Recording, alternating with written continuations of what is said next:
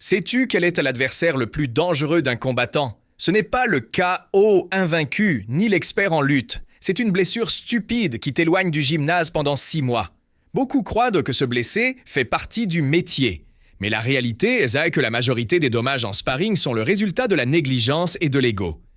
Si tu n'apprends pas à protéger ton corps aujourd'hui, ta carrière finira avant que tu puisses prouver ton véritable potentiel. Aujourd'hui, chez Zéro au combat, nous allons blinder ton entraînement pour que tu sois éternel sur le ring. La prévention des blessures cassantes commence bien avant d'enfiler les gants, avec l'échauffement spécifique et la mobilité. Une erreur fatale des débutants est d'arriver au gymnase et de commencer à frapper le sac avec toute leur force en étant froid. Tes tendons et tes ligaments sont comme des bandes élastiques. Si tu essaies de les étirer violemment quand ils sont rigides, ils se rompent. Tu as besoin d'au moins 15 minutes de mobilité articulaire en te concentrant sur les poignets, les épaules et la zone lombaire. L'objectif n'est pas seulement de transpirer, c'est de lubrifier tes articulations pour qu'elles puissent absorber l'impact et les amplitudes de mouvements extrêmes qu'exige le combat. Le deuxième pilier pour éviter les blessures est la gestion de l'ego en sparring. 80% des blessures inutiles surviennent parce que quelqu'un a décidé de transformer une session d'entraînement en un combat à mort. Quand le niveau d'intensité monte au-delà de ta capacité technique à te défendre, c'est là qu'apparaissent les nez cassés et les commotions. Le sparring est pour apprendre, pas pour gagner. Tu dois utiliser l'équipement de protection adéquat.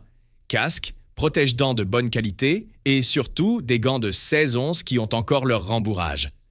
Un vieux gant avec le rembourrage compact est, fondamentalement, une arme en os qui détruira tes mains et la figure de ton partenaire. Un autre facteur critique que nous ignorons souvent est le conditionnement des structures de soutien. Les blessures de la main et du poignet sont le fléau de la boxe. Pour les éviter, tu dois maîtriser l'art du bandage. Une bande n'est pas juste un tissu, c'est un exosquelette qui maintient tes 27 os de la main en place pendant l'impact. De plus, tu dois renforcer tes avant-bras et ta prise. Un poignet faible qui se plie à l'impact d'un crochet. C'est un billet direct pour le bloc opératoire. Il en va de même pour le coup.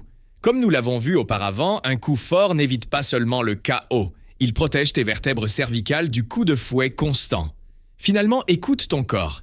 Il existe une différence abyssale entre la douleur de l'effort et la douleur d'une blessure. Si tu sens une douleur aiguë à l'épaule ou une gêne persistante au genou, t'arrêter un jour peut te sauver. D'être absent 1 an. Le surentraînement est le chemin le plus court vers la faiblesse structurelle. La récupération, le sommeil et la nutrition font autant partie de ton entraînement que la frappe. Un corps fatigué perd la technique, et un combattant sans technique est un combattant qui se blesse. Chez Zéro au combat, notre mission est celle que tu te battes avec intelligence pour que tu puisses te battre longtemps. Si cette vidéo t'a aidé à comprendre que ton corps est ton outil le plus précieux et que tu dois en prendre soin comme tel, mets un like de respect et abonne-toi pour continuer à apprendre à t'entraîner comme un professionnel. Nous voulons savoir de toi, guerrier. Quelle a été la blessure qui t'a le plus longtemps éloigné du gymnase et qu'as-tu appris d'elle? Nous te lisons dans les commentaires. Et pour la prochaine vidéo, qu'aimeriez-vous que nous traitions? Nous envisageons un spécial sur comment renforcer tes poignets pour qu'ils ne fassent pas MS+. Jamais mal. Ou peut-être quelque chose de plus stratégique comme comment choisir les meilleurs gants selon ton style de combat. On se voit au prochain entraînement.